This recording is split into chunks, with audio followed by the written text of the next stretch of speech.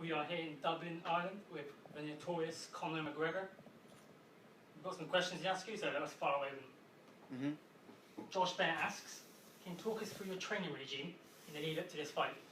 Yeah, I'm training. The last fight I trained very specific. 6 foot plus southpaws in the middleweight to light heavyweight range. That's who I trained with for the last contest. So this one, we've gone back to 5'7", stocky, stuffed wrestlers with mediocre boxing. That's the opponent I'm going up against. But we've got solid boxers, we've got solid wrestlers, we've got that is a body type that's very easily found. I mean, I've been facing this opponent, this new opponent, the body type, the attacks. I've been facing that style my whole life, so it's like it's easy, really. It's a lot better for me. You know what I mean? It's handy. You don't got to source out these taller, bigger. They've got to be southpaws also. They've got to react certain ways.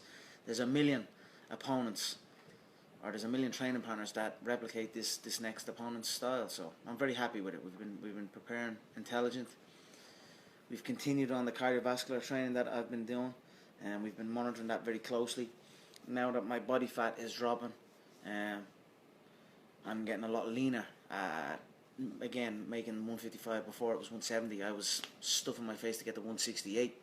So now at 155 I'm shredding out nicely, and I find that my VO2 max has improved significantly, very much so. I'm feeling good.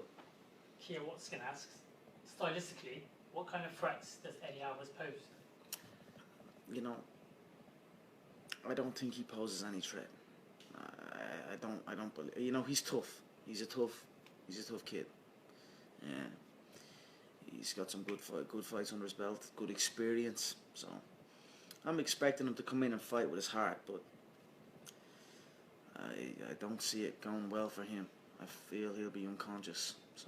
Got a question from Ben Humphreys here. He says, when doing your psychological warfare, do you think there's anything that's disrespectful to say? You know, this is the fight business. I'm not going out thinking psychological warfare when I enter out there. You know, that last press conference, I wanted to go out a little bit different even. I walked in happy, positivity. You know what I mean? I'm set for life. I am set for life. My family will never go hungry. So I was just wanted to go up and enjoy it. And then they try and come at me. You know what I mean? Then they try and come at me, the whole lot of them. So if you want to come at me, you want to come at the king, you better be prepared, because the king will come and take you out. So I don't feel there's nothing. I mean, it's all fair in this business. Anything goes in this game. It's a ruthless business, and I am the most ruthless. Your name's been synonymous with breaking records in the UFC, highest gate, highest pay-per-view. But do you ever get the chance to reflect on those achievements? I mean, we keep breaking them. We keep seeking more. We keep, they tell me you'll never do this. You'll never win world titles. I've done it consecutively, so we keep pushing the envelope. Keep going. So I conquer one, and then I'm on to the next. So I work and I hustle like I'm not in the position I'm in. You know what I mean? Like I said, I'm set. I could literally just put my feet up, but I hustle like I'm not in that position, and I work like I'm not in that position. Champagne asks, how did you end up in Call of Duty, and how did it even come about? Well, I've been a fan of the Call of Duty game for a long time. When Black Ops came out, I was actually obsessed with the game. I used to stay up all night, literally playing the game all night. So when many things get presented to me, many things get put on the table, many offers, many partnerships, all kind of stuff comes through my door. So when Call of Duty presented itself, we dived all over it. I was very happy to be a part of something like that, something that I played religiously. You know what I mean? I was obsessed with it, and then of course the size of it, the magnitude of it. I mean, you're talking You're talking bigger than Hollywood. Any movie blockbuster, any of them, Call of Duty trumps it. So, you know, if it's big business, then I'm all in, and that's what Call of Duty is. So I'm happy. It was a great partnership. Ian Gunt says, what's your earliest memory of the game, and why do you love it so much? One memory, I was speaking to a guy on the phone before you was, it's like I said, I'd wake up and I'd train for a couple of hours, and then I'd go home and I'd sit and I'd play the game early evening, and then I'd play the game all night, literally until 6:30 in the morning the next morning, when my girlfriend would wake up. And when she woke up to go to work, this was years ago now, when she woke up to go to work, I knew that was my cut-off time. It's time to go to sleep. And then when she came back after finishing work, she'd wake me up. I know, right, it's time to get up now. I'd eat, I'd go train for a couple of hours, I'd come home, and then I'd repeat the process. So that was just the way I was with the game. I was just playing it all night, all night long. John Vander asks, what's your most extravagant purchase? The one thing that really stood out and think, wow, I've got this. I mean, cars, clothes, watches. You know, I enjoy purchasing things. Conversely, Sammy Pinner asks, what's the craziest gift you bought someone? The craziest gift I've bought someone? I have no idea. Don't know. I don't think about it. I don't know. I'm very generous. I'm generous, so I don't know. I've given a lot of gifts. But it's good to give back.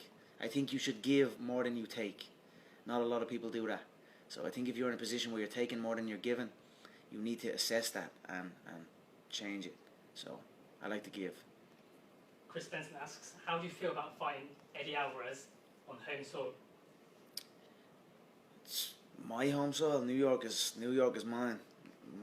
Like I said, the Irish built New York. We run the entire East Coast. Where Eddie is actually from, Philadelphia. The Irish have been running Philadelphia for a long time. The Irish Mafia has strong links in there. So I know he knows about my people. So I know he knows about who we are. So it's an honour to fight on my home soil. Ian Beard asks, do you have a prediction for the fight? How's it going to go down, and is there a round you can pick? I think my fist is bigger than his head. I think I'll plant him with a shot, and it's going to be good night. So I feel it's going to be early, and it's going to be devastating. Jim Bollard asks, are you excited for the return of Ronda Rousey? And how do you think her next fight will go down? Yeah, I'm very excited. You know, it's good to finally see her back. I think losses can really affect. You know, it's a crazy business we're in. You know what I mean? Especially at the very, very high top. So, I hope she took inspiration on how I came back from my defeat. And I wish her all the best. She's fighting a solid competitor. I'm excited to see how it unfolds. Ethan Holmes says, is there one fight that you'd like to go back and fight again? Any in previous history?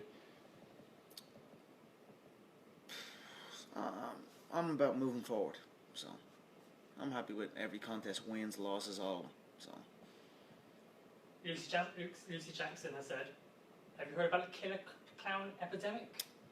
Yeah, I've seen that people are dressing up as clowns or something like that. I don't know what would you do if a clown I'd slap the head off of one. I mean, what? You see some guy jumping out screaming in your face, dressed in a clown mask, I'd slap the head off and pull the clown mask off and stick it up his ass. Do you know what I mean? What the fuck even is that? I don't know what the fuck even is that, but it's...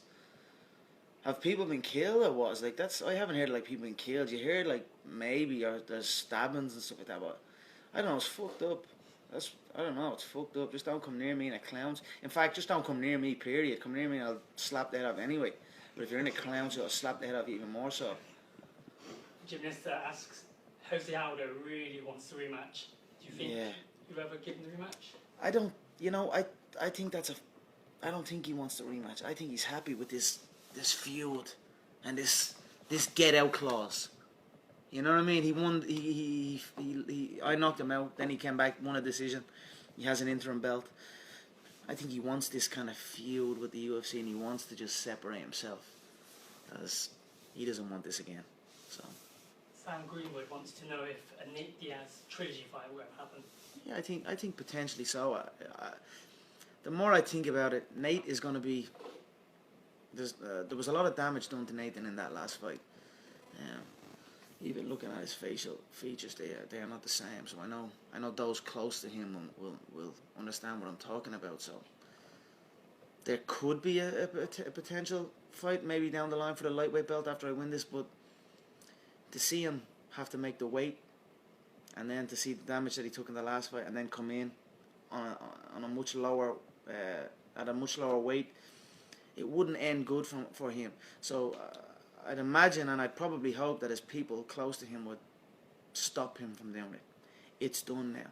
Cash your money and bounce. But if I call him, and we'll see what happens. Alex Thompson asks, will a fight between you and Floyd Mayweather ever happen?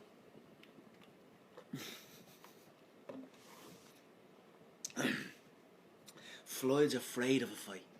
Floyd doesn't want a fight. Floyd wants a boxing match. And I've already said, no problem. Get my fucking money. And when you get my money, then we can box in this boxing match under these set of specific rules that will keep you alive. So, I'm here. Where's my money? Because if you keep dropping my name and you haven't got the money, then I'm going to show up at your front door. So, we'll see. But Floyd does not want a fight. Floyd wants a match under a specific set of rules. I don't need rules. So, I'm open. Let's see what happens. Right now, it's just talk.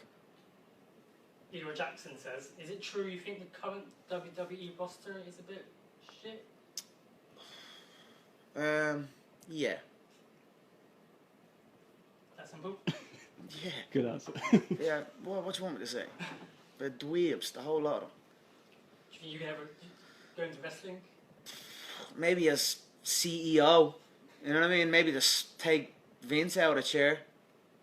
But, I don't know. Brian Brady asks, you couldn't commit to the Triple X sequel in preparation for the Nate Diaz rematch, but would you reconsider going to Hollywood acting?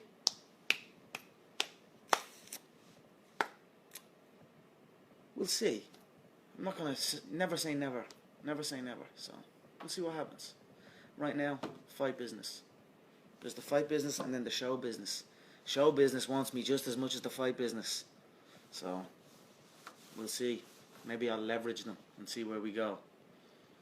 Hannah Byrne says, Mystic Mac, can you give us a prediction for 2017? Who you'll be fighting and where you'll be fighting?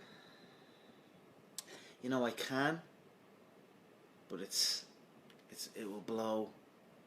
The whole game is going to be set alight. The world is going to explode inside that octagon when I have them two belts wrapped around my shoulder in Madison Square Garden. So all I'll say is, stay tuned. Jack Hind asks, what's your message to Eddie Alvarez?